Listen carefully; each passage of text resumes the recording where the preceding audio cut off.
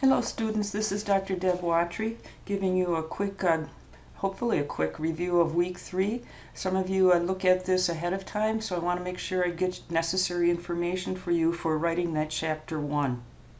So far you've been doing a very nice job on the work that you've turned in.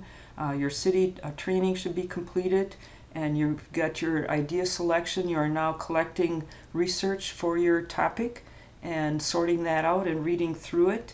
And we'll get going with this week. So please take time to look at the readings and materials. You are doing the BWE text, Chapter 5, excellent organizational chapter for you. And the other materials are some videos and an article for you to read. You will be spending a good amount of your time organizing and writing that chapter 1, which will be about 9 pages long. So you want to make sure, I talked previously about chunking your time, not waiting till the weekend to get going with chapter 1. And then we have our class discussion. You must post by November 13th. I have put in this week additional resources for chapter 2 and 3. You may want to take a look at them just to see what's coming down. This is the writing the literature chapter, and this is talking about writing your methodology. And that would be if the type of method you're going to use and how you're going to design your research. Remember, if you looked at the end of week 2, I put an additional resources for you on how to write that chapter 1. This is the template, that we'll be using for writing our thesis. In that template, you start out with a title page, so create a title page, do a page break, table of contents, a page break, and then you'll start out with chapter 1. But you can copy that whole table of contents and put it in your table of contents, and of course the page numbers will be changing. But notice you'll be ending up with about 8-9 pages for that chapter 1. So chapter 1, you write, this is what will go across the top, but you'll write a little bit of an introduction. You'll spend 3-4 paragraphs, a page or more, on talking about what your problem is. This is about a paragraph long. This is a little bit more than a page, or a little less than a page. And then each of these will be a separate section, not a separate page, because as you take a look at the other student examples, some have longer delimitations, some have more limitations, some have 4 definitions of terms, some have 10 definitions. So it depends on the depth of what you're going to be writing about in your topic. Do follow the BWE text. He lays it out and says, take your problem, divide it into 3 areas. And I suggest having approximately 3 resources for each area, because I originally said collect about 10 to 12 research studies that deal with your problem. So you would find out, divide it into 3, set out your resources, kind of separate it, find some method of taking notes in that. Problem 1, and then the background to that problem. Problem 2, background and the need, and problem 3, background and need. So this takes care of that whole defining that problem, which is going to be about a page or more long. And in this section, you can already start citing your resources a little bit, because you're going to really take care of it when you get over here to chapter 3, when you start with this problem and what's the research behind it. This problem, what's the research behind it, and so on.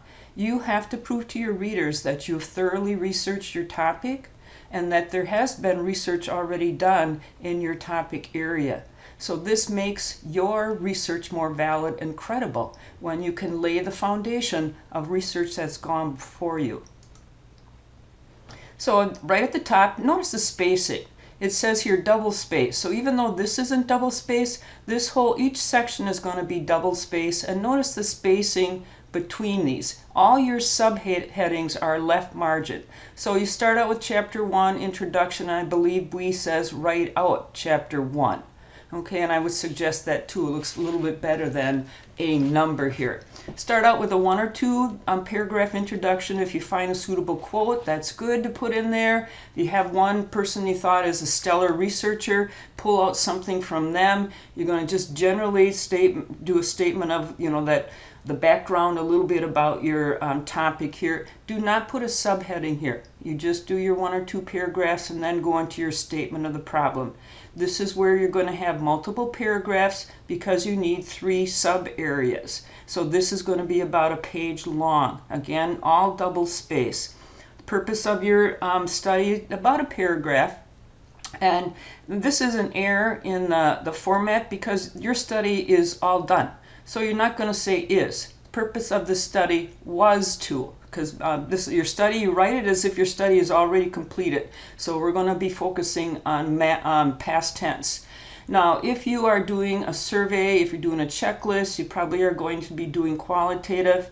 If you are doing an interview, if you are doing something in that format, talking with people, it may be quantitative, where you have a survey and students write their responses.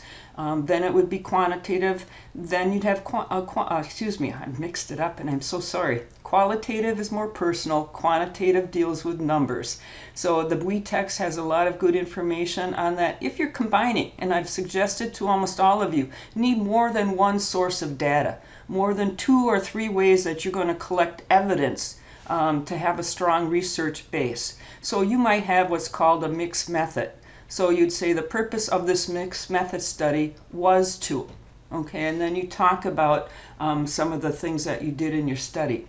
Research question, you will have a research question. I'd say develop it into a paragraph and end with that research question. Be careful of that research question, that it is not a question that is answered yes or no. And I'll talk a little bit more about that. If you are doing just a quantitative study, you have to create a hypothesis and a null hypothesis. So read that section on in the WeText on how you would develop that. So here's that little bit about the research question. Should be about a paragraph long. Do look at the student samples. Those would be good guides for you. So it's just not the question itself. You want to lead into that question. When you take a look at your, I said don't be a yes or no, so you could start out with such thing as how does, or what is the impact, what are the implications, because that's what you're trying to find out, is the results of using a different method, of a different design that you're using. So you don't want to say does this or can it, you want to have it in a question that is not yes or no. And you can have more than one question. Maybe you're trying to find out 2 things. Okay, so you do want to narrow down that question. So for an example, if I was looking at how does yoga impact my students in the classroom, I might have something about what is the impact of using yoga exercises in the 3rd grade students in their math results, because maybe you do yoga right before math. And then I can do a pre-test, work with what students felt about the exercises, get their impact, and I could do a post-test and see what the results are. So you want to make sure that you do refine that question and it is narrowed down. And Bui gives some good examples of that. Again, we're going to be looking at about 8 pages. This is in the section on writing that. How long is each one? Okay, this is a 10-point assignment. So the introduction, about 2 pages, and this is where you're going to start be putting in the background information, a little bit from what you've already read about research. The problem statement, 3 areas, 1 page, purpose, 1 paragraph. The research questions comes out as you're explaining it, about 1 page, and the assumptions and this whole section, because each one is a little subsection, is 3 pages. In-text citations. Just looking at your what you've submitted so far, you already are doing some citations. So I want in that APA resources right at the top of the class, this is an excellent resource that I created for students, and this is a web link to another thing on in-text citations. Please be aware of this right here. The first time you cite any author, you have to list all of their names, unless there's 6 authors or more, or if it's the name of an organization. Okay, so you list all authors. After that, then, once you list it, say you use them in your introduction, anywhere else in your paper, you can then use the ETAL. There's only 2 you have to use both of them. Okay. So please take a look at that. This is from this in APA Citation Basics. There's some more information in that resource for you. Here's an example of a paragraph in that. I think there's like 3 different sample paragraphs and it talks about, so I just pulled out one to talk about it. You want to make sure early that you do a citation in that paragraph. If it's a longer paragraph, you're going to have multiple citations. This is a shorter paragraph.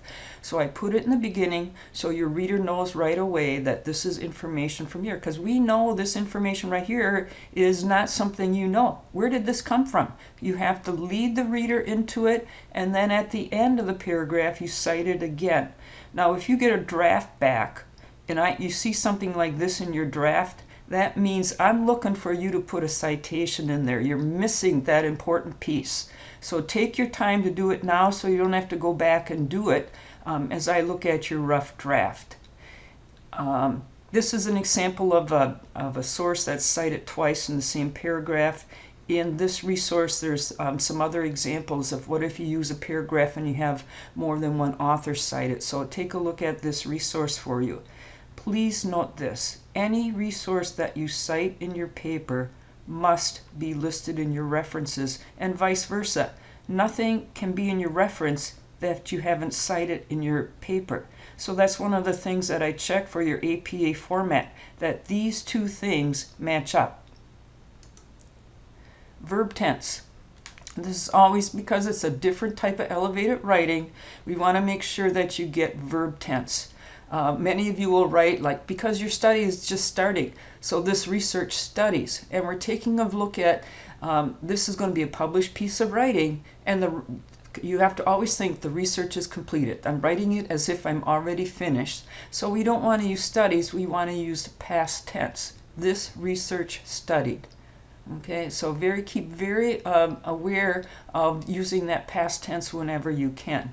And when you're writing chapter 2 and a little bit in chapter 1 too, when you cite other researchers, their research is already finished. So even though they might have written it in present tense, you use the past tense.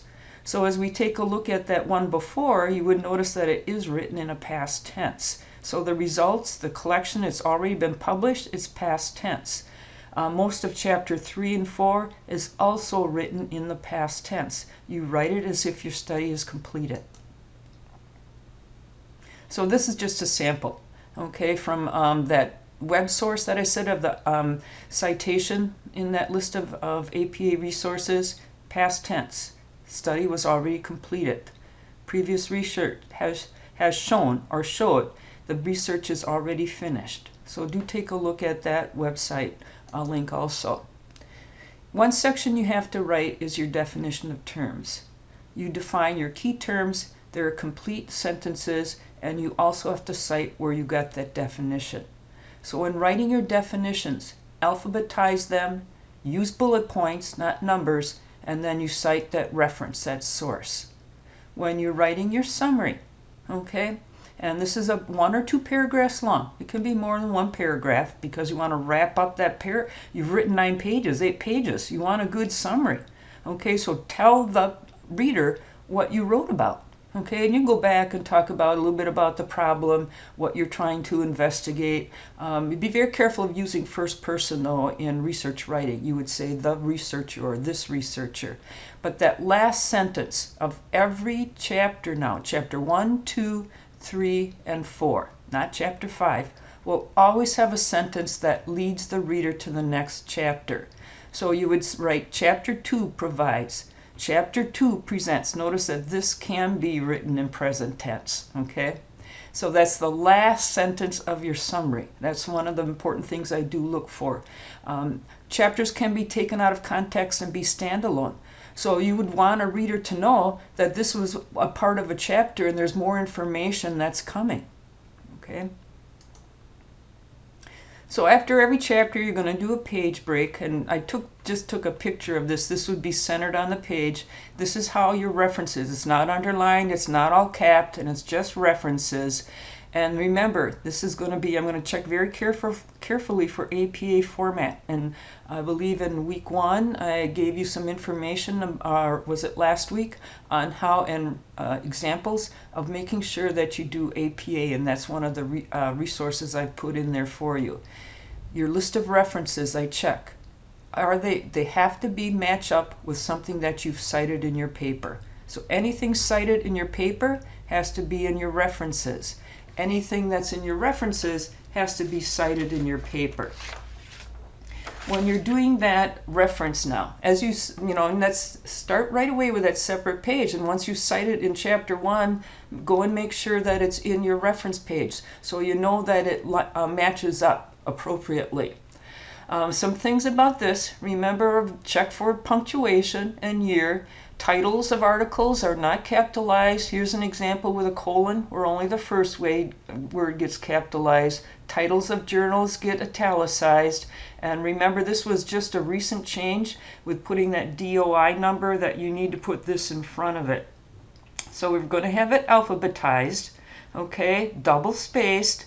And also notice this is called a hanging indent, that the first word of the author, and always keep them in the same order, okay, if there's multiple authors. That the author starts out here and the rest of the reference gets indented. So you are just writing the first page. Do not worry about the abstract. This occurs when you're finished writing in 752, where you create an abstract. So the introduction is important because it lays the groundwork, it prepares the reader, it introduces your problem and your question, which you will probably mention that question several times. The bigger chapter, I think, is the literature review. Probably the biggest chapter for me for writing my dissertation and my thesis was that literature review, because I'm handling about 11 sources. Remember, we're talking about 3 problem areas and trying to attach that to our problem area. So literature review will be chapter 2. That's next week, so we'll put some information for that. Chapter 3 is methods. Okay, chapter 4 is what did you find out? These 2 chapters now happen in 752. Okay, the results, and the discussion and conclusion is generally put together. So we're off to do some serious writing. And please don't hesitate to email me if you have questions. Use the student examples. Use the resources. There's plenty of resources for you to see what does a student example look like, how do I organize it, and I'm just encouraging you to chunk your time so you don't feel rushed, that you take care of taking care of your things. One thing I didn't point out, and I think it's always a good thing to consider, is that you don't have to do these right in the right order. So if I would go back and say, I know what my problem statement is, I'm going to do that section first. Or I know the definitions that I'm going to use, I'm going to do that section first. So you don't have, just create that blank template of where the sections go, and you can move around in chapter 1 and then work on each of those sections. So that's one way I can sometimes you get stumped and like, how do I start it? How do I do my introduction? A lot of times, because as a writing teacher, I would say, go back and do that introduction later. Take care of the solid pieces that you know of what you're going to do, and then that introduction might come smoother to you. So good luck on your writing, and I'm looking forward to reading what you do have to say.